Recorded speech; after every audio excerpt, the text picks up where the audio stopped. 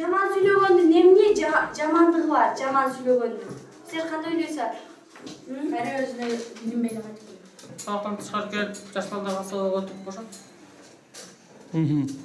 Буларга эмне? Бул кайсы балдар? Мектептен тышкары келип окушабы же бул мектепке бара албай калгандарбы? Тышкары келип окушат, анан өзүм балдарды турдуда иштеген балдарды алып келип киргизсем, ошондой эле кылып. Көбүнчө бул мигранттардын балдары да, ички ар кайсы жактан келген. Канча бала бар жалпысынан? Көп эле бар. Канчадай болот? Бир 20-15.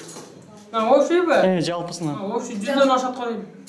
Көбүнчөсү мектепке барып, андан сырткары бияка келишет, э? Сен өзүң сабагыңа жетишип эле атасың да? Бар жакка жетишип алам. Сабакка барам, кайра бияка келип, залдарга сабак өтүп. Мектептен үйрөнгөндөрүң бияка өтөсүңбү же сага бияктан?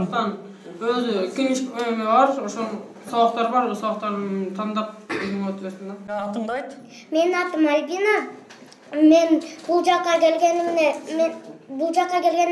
сентябрдын 27-синде кирген бул жерге. Өзүң мектепте окуйсуң, э? Ооба. Кайсы мектепте? 87-де. Канчанчы классың? 3-Д классмын. Сабактан кийин келесиңби бияка, э? Ооба, эртең менен окуйм мен. Бул жакка сабактан кийин келип, бул жакка билим алган үчүн келемин. Сандарды жазганды үйрөтөт. Ата-энең иштейби? Каякта ата-энең? Апам үйдө жумушу токтоп калган. Эмне кылчу эле? Швеяда иштейт болчу 5-көчөдө. Атам болсо Бишкек паркта иштейт, дворник болуп. Азыр жумушта, э, атаң? Ооба. Канча бир туугансың? 4. Сен канчанчысың? Мен аяксымын, Эң кичүүсүбү? Калган байке эжелериң каякта?